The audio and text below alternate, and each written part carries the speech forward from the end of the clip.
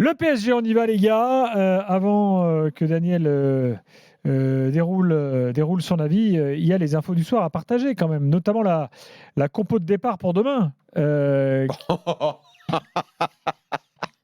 Comment tu peux espérer tomber sur la bonne compo? Ça n'est jamais arrivé, voyons. Moi, je fais confiance à Fabrice Hawkins. Ben, moi aussi, je fais confiance à Fabrice Faucon, mais qui lui-même est sur place. te dirait que franchement, on est à même pas 5% de réussite quand tu cherches une compo de Géo Trouve Tout. C'est impossible. Imagine, bon, alors, C'est okay. impossible. Déterminons-nous. À partir de combien de joueurs sur 11 est-ce qu'il aura réussi sa mission? C'est-à-dire, réussi, c'est quoi ça? Tu veux dire tellement c'est impossible d'avoir les 11? Genre 9 sur 11, 10 sur 11, 11 sur 11? 9. Mais tu sais, il y a toujours une surprise. Parce que sinon, il t'a pas assez pris pour un con. Donc, comme c'est obligatoire qu'ils te prennent toujours pour un con. C'est pas toi qui prends pour un con. Il y a un adversaire. Il y a aussi des gens en face. Ah d'accord, ok. Bah, c'est pas juste pour toi la compo. Ce qui est dommage, c'est que tous les entraîneurs au monde ne fassent pas comme lui, dis donc. Il est le seul à faire ça. Après tout. Ah, mais il est le seul à faire ça. Pour l'instant, ça fonctionne. Ça fonctionne Ah d'accord, ok. J'ai pas vu un truc alors. Jusqu'à preuve du contraire. Les matchs sont bien? Ah bah oui, certains matchs sont bien. Tu t'intéresses à la qualité des matchs? Certains matchs. Attends, avant que vous partiez au quart de tour. Toi qui étais le gars qui cherchait tout le temps la qualité, c'est un échec, qui a critiqué des coachs pour leur qualité de jeu. C'est un échec pour l'instant? En termes de jeu? Est-ce que c'est un échec, Luis Enrique au PSG? Est-ce que c'est un échec? Pour l'instant, il n'a rien fait de plus que tous les autres. Premier du championnat et Ligue des Champions comme d'habitude. Ah oui, ça d'accord, mais même sur le reste, tu n'as rien vu. Tu n'as pas vu une équipe que toi-même, tu le disais. Toi-même, dans des avis en début de saison, tu as dit, donc j'étais séduit au mois de des choses dans le groupe, dans l'attitude, dans les joueurs. Il a rattrapé tout ce que je pensais de lui. Pas force par endroit, mais tu as une équipe. Je vous connais. Je sais qu'hier soir, déjà, on a indirectement commencé un peu le débat. On va le faire pour de bon, mais laissez quand même sa chance à Fabrice Hawkins. Permettez quand même que je vous donne 9 sur 11. Que je vous donne son idée de compo. Et il aura toutes mes félicitations. Je précise déjà, parce que Fabrice Hawkins démarre par ça dans son message, il dit « Luis Enrique a brouillé les pistes ». Autant dire que là, Fabrice... En mode Roger Le Maire. Il a peut-être un peu galéré. Donc il lui dit demain, Donnarumma, Hakimi, Marquinhos ou Danilo, Lucas Hernandez, Nuno Mendes, milieu Vitinha, Ruiz, Zaïre Emery, devant Dembélé, Mbappé, Barcola. Franchement, prise de risque un peu limitée là, la compo de Fabrice. Là. Oui, d'autant qu'il y a une logique à ce qu'il y ait des interrogations sur la défense en raison du problème physique de certains joueurs. Là, on n'est pas sur de l'embrouille. On est sur un truc. Danilo était forfait à Monaco à cause d'une douleur à la cuisse. Marquinhos se remet un truc au mollet. Marquinhos, voilà. Donc peut-être qu'à ce niveau-là, il y aura des changements qui ne sont pas liés uniquement à son envie de surprendre. Possible. Là, ce que tu as donné milieu et attaque, c'est du classique, on va dire, match important. Alors, il faut que je vous donne maintenant les autres infos parisiennes du jour.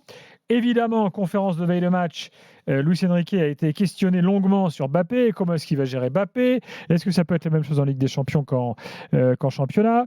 On peut écouter rapido sa réponse. Vous allez voir, c'est très court. Oui, bien sûr, pourquoi pas? Merci Luis Enrique. Donc on le gère de façon facile. Il a fait style, la traductrice ne comprend pas la réponse, poser des questions simples. Il était un peu, on va dire, d'humeur joyeuse. Luis Enrique, vous l'avez entendu rigoler. Taquine.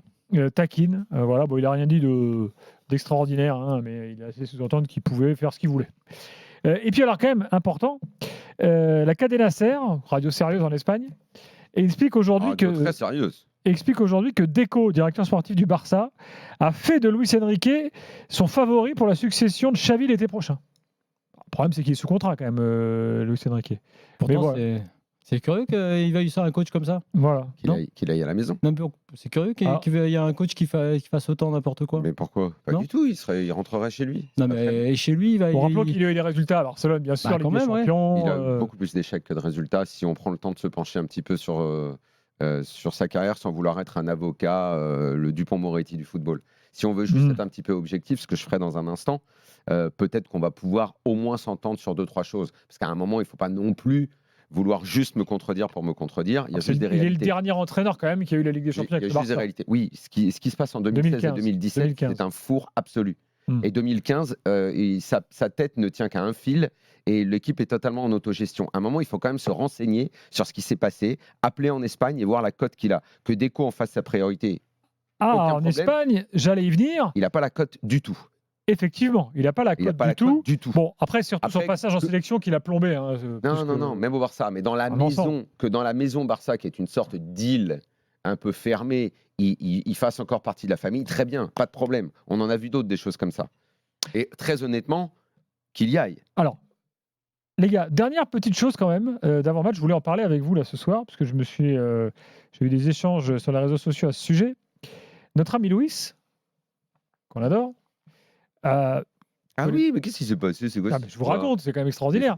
Donc Luis, il est accusé d'aider la Real Sociedad. Il est quand même espagnol à la base, hein, Luis, il faut le rappeler, c'est sa langue maternelle et tout. Il a entraîné à Bilbao, donc il connaît bien les gens au Pays Basque. Il est né à Tarifa. Les journalistes au Pays Basque connaissent bien Luis. Et les gars du Mundo Deportivo, version basque, là, ils ont appelé Luis. Ils disent Luis, il y a le match demain et tout, on peut faire une interview. Luis, sympa. Bah ouais, on fait l'interview. Et là, parmi les questions, il y a alors, comment il faut faire pour battre le PSG? Et là, Luis, il dit battre le PSG, on connaît la recette. Pressing haut et marquer vite. Et donc les mecs, ils ont mis ça en une. Pressing haut et marquer vite, voilà la solution de Luis. Sur Donnarumma à la relance. Voilà. Et là, donc, on a un confrère qui a tweeté Luis Fernandez, tranquille, donne la recette, on va battre le PSG. Bon. Et alors moi, derrière... T'as appelé Luis. Moi, j'appelle Luis, j'ai dit Luis. Et Luis, il me dit quoi? Déjà, les journalistes espagnols, je les connais. Et 2, ils m'ont certainement pas attendu moi pour savoir qu'il faut presser haut le PSG pour éventuellement faire quelque chose. Oui, mais la façon dont ça a été un petit peu vécu, c'est genre, il est parti, lui, légende du club, donner des conseils sur depuis quand une légende du club donne la recette pour battre son propre club? C'est totalement ridicule. Bien sûr que vraiment. Donc voilà. Donc j'ai défendu Luis. J'espère que vous le défendez aussi. Franchement, c'est pas super heureux. Mais que veux-tu qu'il fasse d'autre? C'est une reprise de titre sur un truc qui est de la mécanique média, ça. Par exemple, il t'aurait sorti une info qu'on n'a pas sur je sais pas, sur un joueur ou sur une compo ou machin. Ça fait un peu mauvaise impression. Sur le fond, moi, ça m'a pas choqué. Mais c'est pas. Moi, j'ai été un peu choqué par génial par que lui, lui était aussi. Moi, ce qui me gêne, c'est qu'il y a beaucoup de supporters qui, depuis l'histoire de la Légion d'honneur, débinent sur Luis, comme s'il n'avait pas existé, et qu'en gros, mais lui, de toute façon, c'est un aigri, machin. Respectez vos légendes, les gars. Attends. C'est le cas aujourd'hui aussi. Il faut quand même savoir qu'il y a toute une tripotée de supporters du PSG, 15-25 ans aujourd'hui.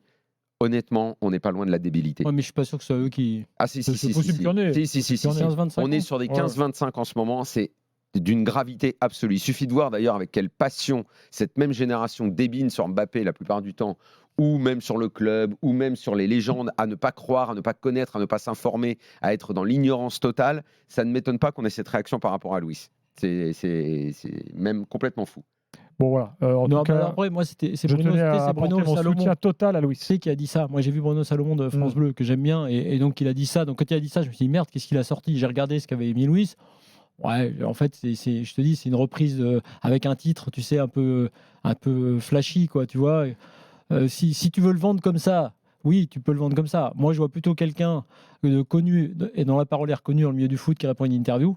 Et qui dit un peu la vérité. Il est sympa à répondre à l'interview, en fait. Bon, après, le fait de presser haut le PSG, tous les adversaires le disent depuis je sais pas, des années.